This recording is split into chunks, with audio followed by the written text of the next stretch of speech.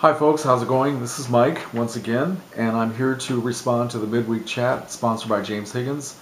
So hi James and everybody else who's participating. I'm sorry I haven't been doing this for the last few weeks. Last week the subject was upgrading from DVD to Blu-ray, and I really couldn't take part in that because I don't do Blu-ray. I still don't do it. So I couldn't join in that one. And the one you had the week before that, you were talking about your puppets and saying that some people have been criticizing you for the puppet shows and the use of the blue screen and the fact that you're trying to, be creative and make better videos and try new things. And I did want to respond to that, and I'm sorry that I didn't earlier, but I just wanted to give you a show of support for what you're doing. And I think that what you do is very, very professional. It's very good. And I think that if you wanted to do this professionally and get into something a little more, lucrative or whatever, I think you could do it because you're very talented. When I hear you do Zig's voice, and also Blu-ray, Ray, I'm not hearing James.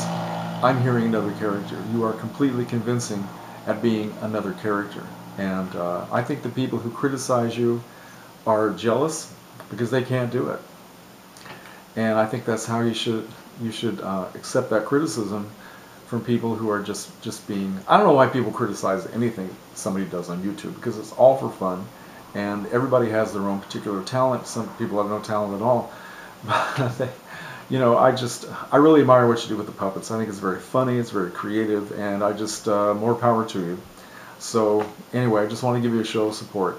And finally, on to this week's subject. When you were talking about how conventions are changing and you're kind of burnt out on the whole convention experience, and I hear you. I understand exactly how you're feeling, and that's kind of why I stopped going to the Star Trek convention in Vegas after going 6 years in a row.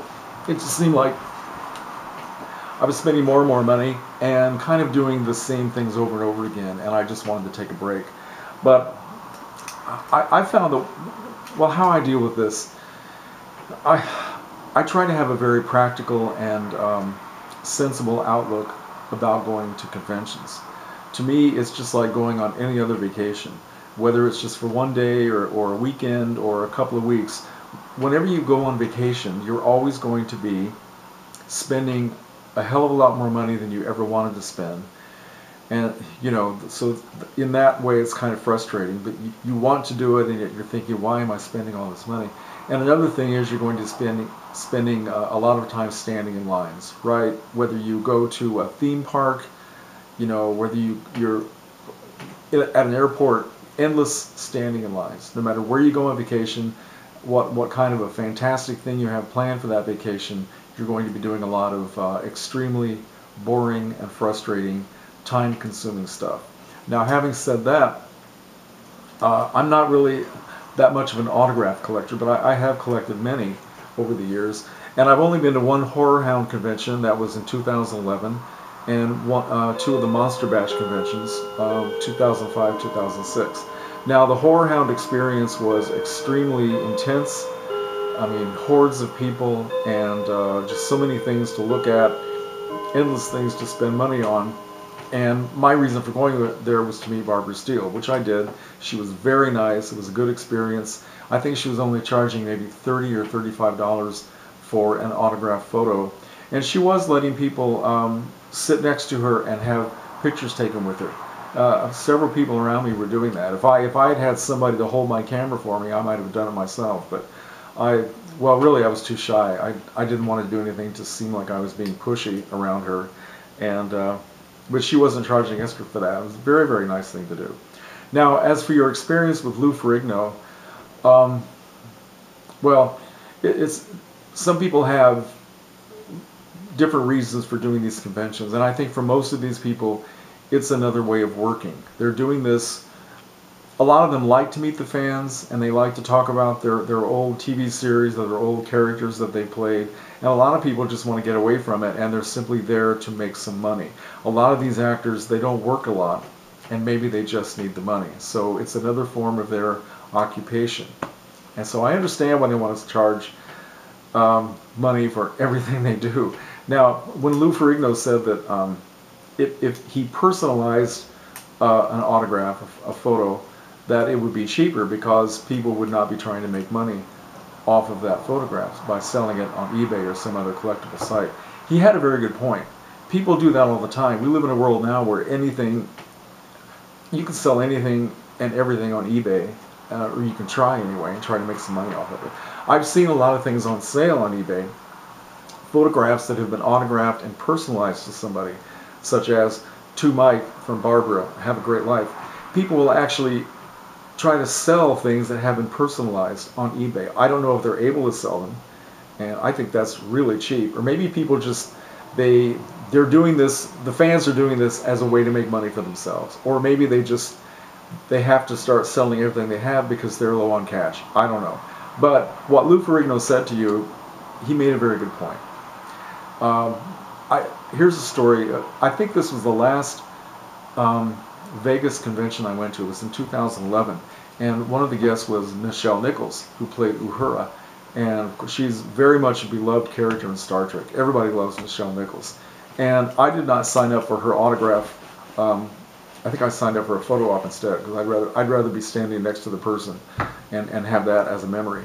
But word got back to everybody at the convention that some guy had bought an autograph ticket for Nichelle Nichols, and when he got up to her, he asked her to sign something like 30 items, right, on one ticket that he paid for. Now, I don't remember what people said about how she reacted or if she agreed to sign everything, but I think that is a really lousy thing to do to somebody, because for one thing, this woman is in her 70s, and if you sit there for an hour and a half signing autographs, it can hurt.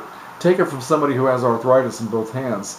You know, doing that for a couple of hours, holding that pen, it can really hurt. And I think that's a very inconsiderate thing to do to someone like her, or to anybody, quite frankly. Now, my favorite personal autograph story was my last convention, which was also in 2011 in Chicago. And one of the guests there was Nana Visitor. I can't say that very well. Let me take a drink here. Okay, the actress Nana Visitor, right? That's how she pronounces it, Nana, not Nana. Anyway, she from Deep Space Nine, and I did sign up for her autograph. And being somebody who was in general admission meant that I was in the last rows of seats, and everybody else, hundreds of people who had already paid for more expensive seats, they got to be in the autograph line first, right? So I was there. I must have sat there for an hour and a half just waiting to get in line, and finally did. And when I got in line, I realized that I had forgotten my autograph ticket. Okay, so I wouldn't be able. Anyway, so I had to leave the line, run back up to my room, and come back. And by the time I got there, I was literally, I think, the last person in line. There may have been one other person that came in behind me. So I was thinking, okay, we need to realize that by the time I get up there, she's going to be very tired, just sick of the whole thing, and she probably won't say anything, and I'll have a scrawl on a piece of paper that I can't read. Well, here's what happened. I got up there. She was as relaxed and warm and friendly as you could possibly hope for. Very, very nice. And here's the autograph I got. I hope you can see this. She gave me an autograph that is completely readable.